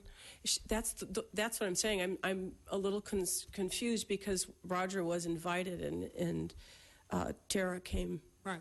And so we do have that information coming in, and that's the purpose because we know. Then I'm confused because if you have this information coming in, I don't understand why it's not in the report. All right, my report was okay. We can talk afterwards if it makes you feel better. But the problem is, no, that's not about my feeling better. I'm trying to be clear about what I think ought to be in this report. And I understand that. This is what I did not understand. I did not understand this report was supposed to be about hate crimes and hate crime reporting. And I did not know it was about a follow-up on the IAG reports because the quarterly reports, I thought, did that for you. And having this information in the quarterly reports, which we never had before, was, I thought, what you were looking for. So again, it appears that I have totally misunderstood what your direction was, and I would really like to meet with you personally. So my report can be all-inclusive. The last time we had the report, we had custody here, and my understanding was you did not need an update on the custody. But if that's what you would like, which you just read to me, or you just told me, I have 5 items here: hate crime reporting, follow-up on IAG investigations, the 2 that I talked about, who is on the task force. I did that out of privacy for the task force members, but I will ask them if I can have their name in our report. What is happening to custody? I can get an update from Captain Lindsay. Again, that was my mistake. I did not know you wanted an update on that. And then an update on training. Our working group is focusing specifically on training with the anecdotal information, including the issue about the murder that you just brought up, and I think there's probably some other similarities. That's what's on our November 18th agenda. I really did think this was, and again, this was my mistake, but I thought this was a report on what our working group was going to focus on, and I apologize that it was not complete. So I will go back and deal with items, the 5 items I just talked about in our next report, but I would like to meet with you. I'm happy to meet with you and as often, for as long as you'd like, for me to try to be clear about what I'm trying to get you to do. There are 5 more cases here describing what the victims perceive to be hate crimes based on transgender status, where they believe they were not treated appropriately, not in compliance with the department's own policy with respect to how they treat transgender individuals. These examples are very similar to the examples we have heard at each of the forums. And at each forum, you have said essentially what you just said. Meet with us and we'll follow up on it. And so that's what I'm asking to have happen. And so that as Roger says in his email, we would like to collaborate with the LAPD to come up with solutions to improving recording, reporting, and investigation of hate crimes. The goal is to give officers the tools so as to better comply with department policy. The result would be a protocol and standard practice so that officers are better able to thoroughly identify when an event may be a hate crime incident and to report it accurately. That's at the core of what the transgender policy is about. And so I'm assuming we share that goal. We share that goal, and that's why I have 2 members from Roger's team on my working group who are part of the team bringing it. I did not know you wanted anecdotal information in this report, or I would have included that. And we will be glad to look at every one of those incidents and see if something improper occurred. But that doesn't negate the fact that the training exists and that. Believe me, I meant 100% what I said in the beginning. I believe the policy that the department adopted is far-reaching. if we're not the best department on this issue, we are clearly among the very best on this issue. Having said that, we have to work harder to meet the requirements of our own policy. Well, and we will do that, but we make over 1 million contacts a year, and we will have anomalies. But I need specifics so I can deal with those anomalies to ensure that those individuals don't repeat. And so if we can get those, then we will deal with them. Okay, I understand that, and at each of the forums, people stand up and provide the specifics, and as far as I can tell, at least they don't perceive that anything has happened as a result. And so that's what I'm hoping Thursday, that it will be different. That would be I hope great. so too. Great, thank you. I have a question. So mine has to do a little bit more with culture, and I will ask this from the perspective of having run diversity and inclusion for a major corporation. I note that last year during the Gay Pride Parade, Commissioner Saltzman and I rode representing the department, and the chief was there, and there were some members of the LAPD present. But I was just a little thrown by such a small representation from LAPD. And so I, with all recognition of the sensitivity around whether people want to declare themselves or be out at work or not, all of that, I was just kind of surprised still at I think the contingent probably from LAPD was maybe 25 people. And that's me being, I think, generous. Very generous. So I wonder if one of the things that you might consider, particularly because this has to do with LAPD transgender policies, right? So I'm going to wrap in the LGBTQ community here. If there's not something to propose where, since next year Pride Week is going to fall in June, the Pride Parade will fall in June. And if there might not be a way to try to get a larger representation representing the LAPD, because I think, again, speaking to culture, in my experience, going back 20 plus years, when there was just a small group of people, the conclusion, correctly or incorrectly, on the part of some people was that, oh, well, it must not be very friendly to the LGBT community.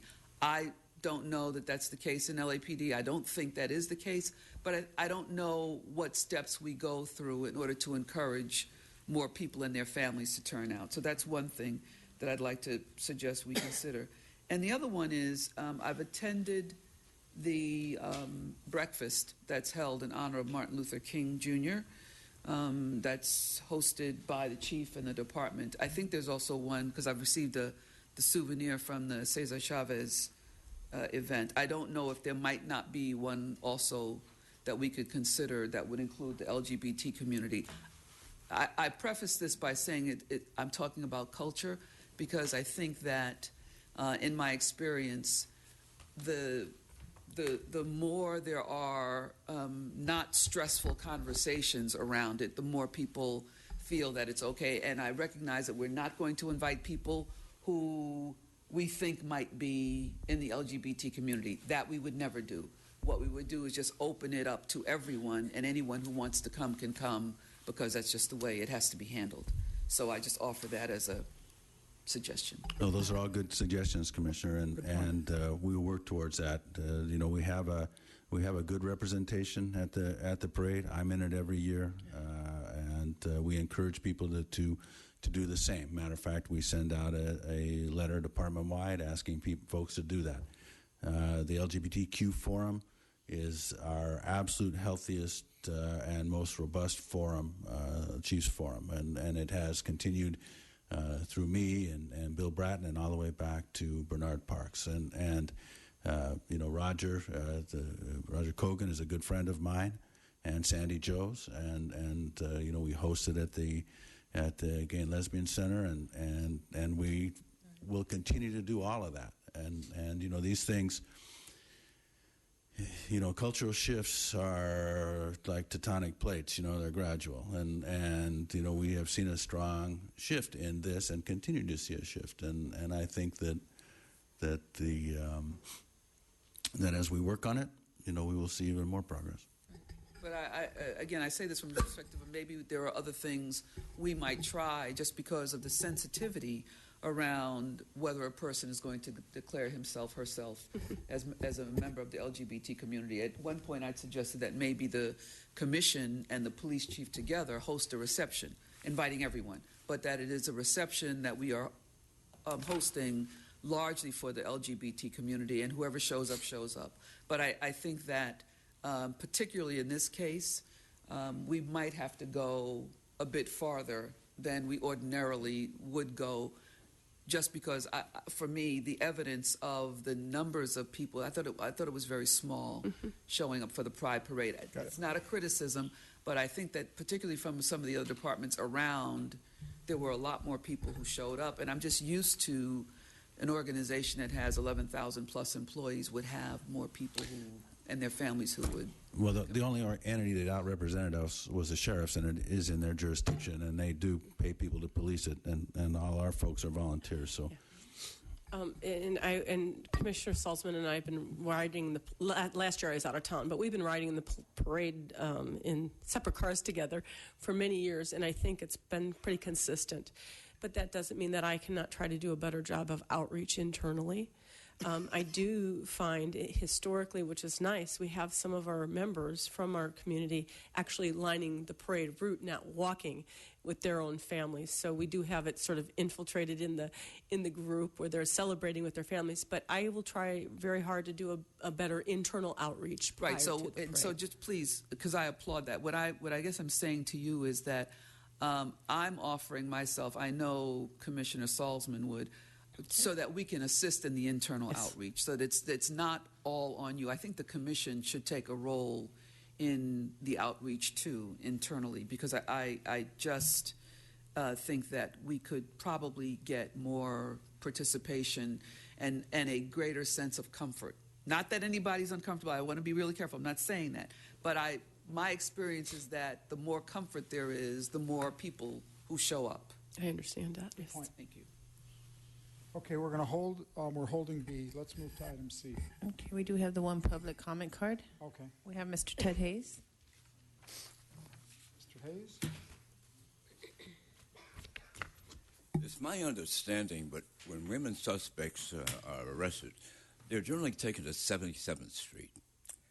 Now, when a suspect is out there, can they declare their sexuality? Can some guy who appears to be male say I'm not male, put me and book me and house me with the females? Now, the county jail, they separate the homosexuals from the general population because that's a security risk. Men fight over women, believe it or not. And so I refreshed myself by looking at a video Saturday on the movie Crash. And one of the persons in there escalated very severely because of the way his wife was searched. Now, my understanding is that male officers can't search females the way they search males. I don't know, has that changed? Females can search males any way they want to, but I was under the understanding that males were restricted. They had to call the female officer in order to conduct certain kinds of searches on females. What I'm saying is that the general population is confused by these things. When you're booked, you're always asked, are you homosexual? Why? I don't know, but that's what the question in the booking always is. So somehow it has to filter down to us so we understand what sexuality means in an arrest situation and being imprisoned. That's important. I have not heard the LAPD make any pronouncements about what happens to suspects on the street or in confinement. So I believe that's a requirement, an obligation you have to take care of. Mr. President, advice of our council, I will make a motion that we continue this item and that the department report back in 60 days along the lines we've discussed today, in particular with a report that speaks to the following issues among others. Progress made in training, any issues in custody, any issues that are arising in the patrol setting, two aspects of data collection, one having to do with reporting and recording of hate crimes, and the other having to do with biased policing, the efforts made for community outreach, and the status of these two and any other internal affairs cases as they can be shared with us. Okay. Is there a second? Second. Oh, okay. All in favor? Aye. Aye. That's fine. Anyone opposed? Okay. We are now on item 8C, Department's report dated October 24th, 2014, relative to the Olympic Area Detective Command Accountability Performance Audit, IAID number 13-095. Being invaded here. Morning. Welcome, everybody. Good morning, Commissioners, Chief Beck, Mr. Bustamante, Mr. T. Fink, and Mr. Delacaro. I'm Lieutenant Cheryl Barada. With me is Detective 3 Dave Kennedy, also Captain Tina Nieto, Commanding Officer of Olympic Area. And we're here to present the Olympic Area Detective Command Accountability Performance Audit. This audit was conducted in accordance with fiscal year 2013-2014 Department Audit and Inspection Plan. Detective CAPAs are performed to identify best practices, determine a detective division's adherence with department policies and procedures, and to provide feedback to department management. This audit focused on administrative systems and controls. The audit included evaluation of detective work product, which was evaluation of case envelopes and search and RAMI warrants. Case clearances were reviewed for completeness and appropriateness. Case categorization to determine if cases were categorized based on Detective Operations Manual. This audit looked at reviewed Category 2 cases. And supervisor roles, specifically supervisory bypass referrals, referral of cases directly to the city attorney, bypassing the district attorney when appropriate. Also evaluated were detective sections of felony warrant files. And that was to determine if the warrant packages were on file and contained all the required completed documents. The audit revealed a need for additional training in the areas of Objective 1, which is evaluation of case envelopes. There was a 75% compliance. Objective 4, evaluation of supervisory bypass referrals, 53% met the standard. Objective 5, evaluation of felony warrant files, 79% met the standard. The audit findings were presented to the commanding officer, Olympic Area, who expressed general agreement and subsequently submitted a response addressing each finding. Corrections were made where necessary, and additional training was provided and systems put in place. Additionally, Olympic Area's response was forwarded through channels to the Bureau Commanding Officer and Office of Operations. The results are additionally shared with Detective Bureau.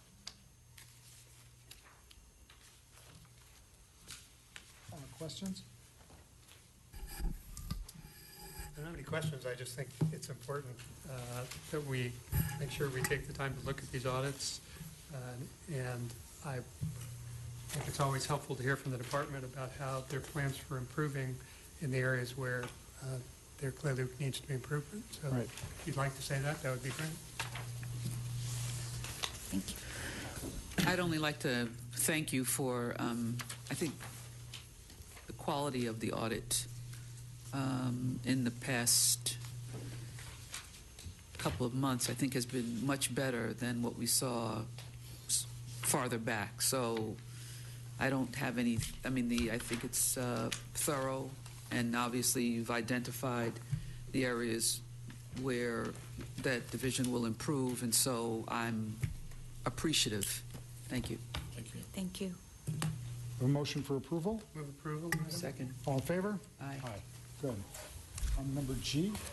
Thank you. Item number G, Department's report dated Thank you, October everybody. 7th, 2014, relative to the correspondence To the Budget and Finance Committee regarding the Englander Krikorian motion, Council File Number 14-1148, relative to sworn overtime expenditures.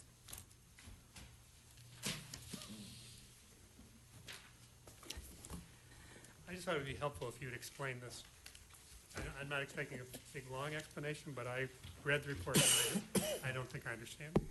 So I would welcome a simple, if it's possible, explanation of what this report is telling you.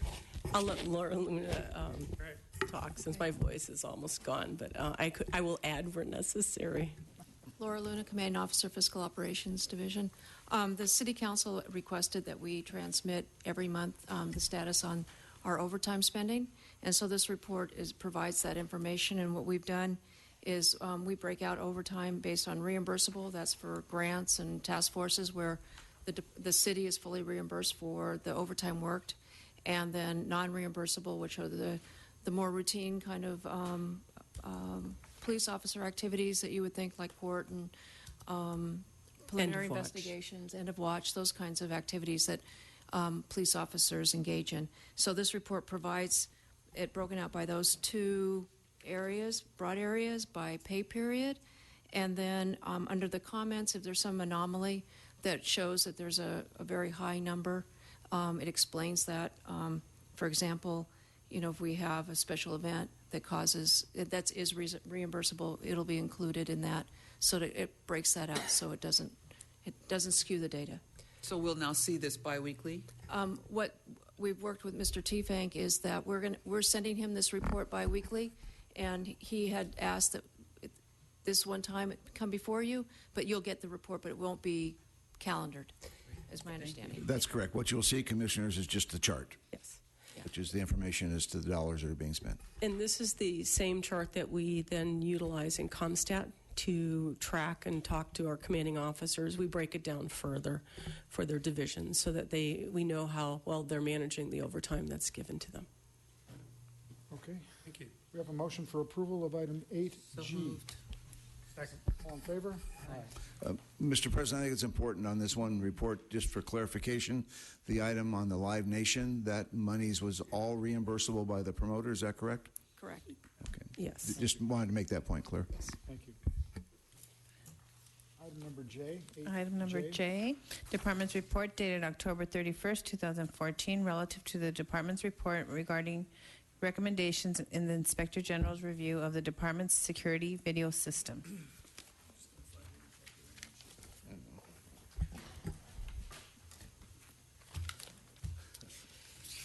Just an overview very quickly of this report is what we did was we took the Inspector General recommendations that came before you last time, and we've had one working group meeting which did include the Inspector General as well. This is an update on where we're at. There were several a big bird's eye view is there were a lot of inconsistencies within the security cameras within each of the divisions. So what our working group did was we got together and we said we want, first of all, consistency. And then we also wanted to look at the assessment of where the cameras are located and if some divisions didn't have enough cameras in certain positions. And so that we were looking at the external security of the division, each area, as well as the internal security areas where people are detained, where there's a risk management issue, potential detention holes and things like centers and things like that. So during the first working group meeting, we also wanted to make sure that our working group over time incorporates all of the cameras that we're responsible for, that is security cameras, because we inherited over 300, I believe, Tom, when we got General Services, the Security Services Division. So our working group, this report just gives you a brief update on where we're at. And as you mentioned, somebody, I think Commissioner Soboroff, you mentioned last time, it was really, there's a lot of budgetary items. We wanted to make sure we met early enough to identify where we might need to include certain budgetary items in next year's budget, which we did. Tom's been working really hard with his team on that. And then, of course, the whole issue of protocols on we're going to test the cameras, how frequently we're going to test the cameras. We're still working on that component of it, so we don't have a specific outline yet of that, but that is what we hope to give you in the next report. Thank you. I want to start by just acknowledging one of the things you say in the report, which is as a result of the site visits, the cameras are now all functioning, which is a good thing. So thank you. I appreciate that. I think that's a good result. I wanted to ask the Inspector General if he had concerns with this status report. Are there things that we ought to be looking into or ask about? No, Commissioner. I mean, we've been working with the chief on this, and I think we've been included in the process, and it's been a very collaborative effort. If there are issues or concerns that come up, we will make a point of identifying them to the commission. But as of right now, we're very happy. Thank you. Then my last question. There are a number of places in the report which point to the date January 2015. Talk about, for example, under number 3, anticipated the training module notice will be completed by then. Similarly, again, under 5. And I'm just curious, can you help us understand what implementation timing is that follows that? Yes, the first thing we needed was the assessment with Major Crimes Division, because these security cameras are really now twofold, where they used to just really be for station security, somebody coming to attack the station. That's sort of the way they were developed. We're now looking at both from the external potential plus also the risk management. As a result of that, then there's going to be some policies or guidelines and protocols that we're working in the working group with Office of Operations and Facilities Management to document. We can't create the training modules until that's documented. So that's why you see so many of the timelines happening. Once we get the protocols and the guidelines in place, which will include, we're hoping it's going to include A to Z, which will include the daily test or twice-a-day testing of the cameras to make sure they're working, all the way to who has access to pull film, what you can do with the film, the chain of custody, all of those types of things. So there's so many different details that need to be worked out in the guidelines. And until those guidelines are actually documented, we can't develop the training, although we believe the training, that will be pretty much the outline for the training. So we think we'll be able to develop it quite quickly once we have the guidelines. The way, and part of the reason it feels sort of disjointed, we were very specific to include the Inspector General in their order of recommendations, and I didn't clump them, I guess, by topic. I just did them right in their order because I think it makes it easier for the Inspector General to then track the department's response. So it sort of goes back and forth. And that was basically because I didn't want to interrupt their order of their recommendations just for their tracking ease and for ours. But we do think once we get those guidelines done, and our goal, I'm really pushing our team to get those done sooner rather than later. Then we can get that training up and out. We may piece the training depending on where the system is and where we are with the vendor. But some of the training we can get out right away for testing of the cameras. But we want to come back to you and have specifics of what training and when we're going to be able to roll it out. And we may roll it out in 2 different phases depending on where the guidelines are. Right. Thank you. And if I understand right, you'll be reporting back to us again in March of 2015. That was our thought. We can certainly, the working group will be meeting every other month. And then the commission, the team, and I believe the technology team is 2 of the commissioners can be either myself or the Inspector General's representation. Our team can report back to you and give you updates in between. Okay. Thank you very much. May I ask the Inspector General, did you list these in order of priority or just, is there a reason why are they ranked or no? No, they're not ranked. Okay. There's no particular ranking. Thank you. Move approval. Second. All in favor? Aye. Okay, we are now on item number 9, public comment period. We have 4 cards. Bill Watkins, followed by Sean Murphy and Jerry Dietrich. Oh. Bill Watkins is not present. Sean Murphy? Yeah. Good morning, Police Commission. I'm glad to be here. Hello, Mr. Beck. I want to say to the LAPD, item 9 is a good item. You guys are doing a good job. I usually go to city council meetings, but I'm boycotting it due to they don't run the meetings right. They let people say bad words. I didn't hear a bad word in this meeting today. I'm going to be coming here for a while. Send a message to city council. I will be back when they control their meat, when people don't say bad words. Thank you. Thank you, sir. Jerry Dietrich. Good morning. My name is Jerry Dietrich, and I'm with the Stop LAPD Spying Coalition. I wanted to say I've come before and complained that you don't listen to the public. So I want to say I went to your meeting at Councilman Price's district, and I thought it was great, and it was wonderful, and I really liked it, and I really hope 30 people spoke. And here you see like 2 or 3 people may speak, but 30 people, that's really great. I just have a little complaint, and it says right here in your agenda that if the request for translator is provided and there was no translating, and what I also would like to complain about is I'm given 2 minutes. Everybody's given 2 minutes. When someone's monolingual, I think they should be given 4. The 2 minutes for speaking in English, the 2 minutes for speaking in Spanish. It just only makes sense to me. And I noticed that the Board of Supervisors doesn't do it. The City Council doesn't do it. I really think everybody should do it. It's just a natural type thing. And wanted to say, that's my only complaint. I really enjoyed the forum. I'd love to see them happen more often. And I mean, if you're having one in West LA, I know maybe translation might not be important, but in MacArthur Park, it is. So those people should have as much time to speak as I do. And I also would like to remind you that we do not want LAPD to have any drones. Thank you. Thanks. Thanks for coming to the meeting, too. The final comment card is Mr. Ted Hayes. Mr. Hayes. Today's election day. Can inmates in our jails vote today? One of the reasons Sheriff Sherman Block told me that unless they brought me in with a smoking gun and a dead body, he did not want me in the county jail. That's because I demanded I be able to vote, together with all the other inmates.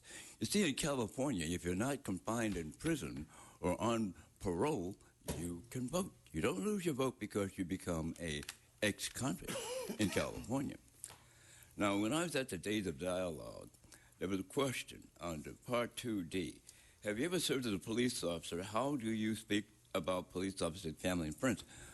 Well, the reason the LAPD hates me so is because when they had a Watch Summer Festival, I was the chief of police.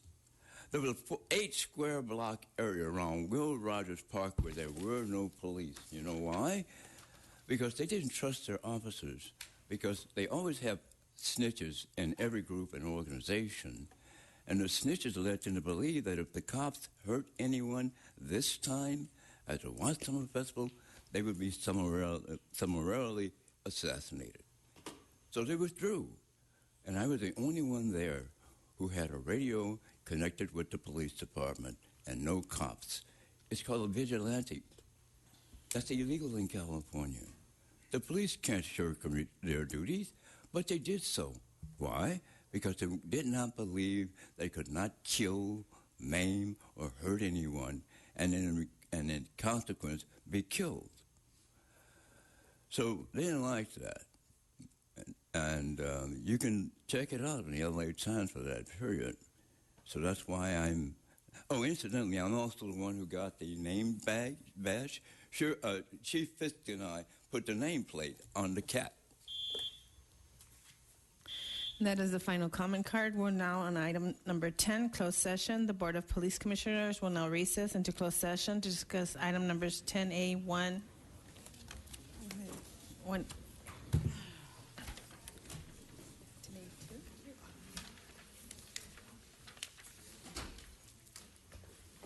10A1, 2, and 3, and 10B.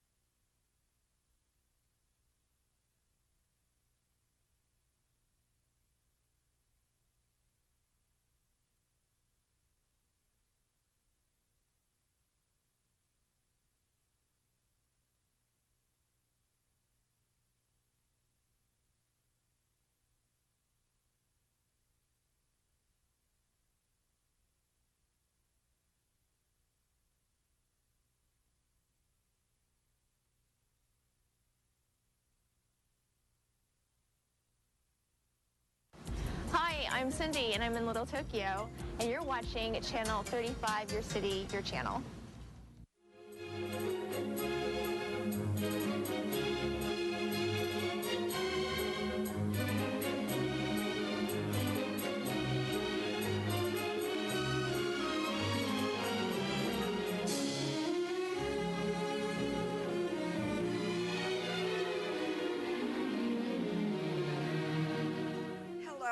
Welcome to Connie Martinson Talks Books. History has a way of changing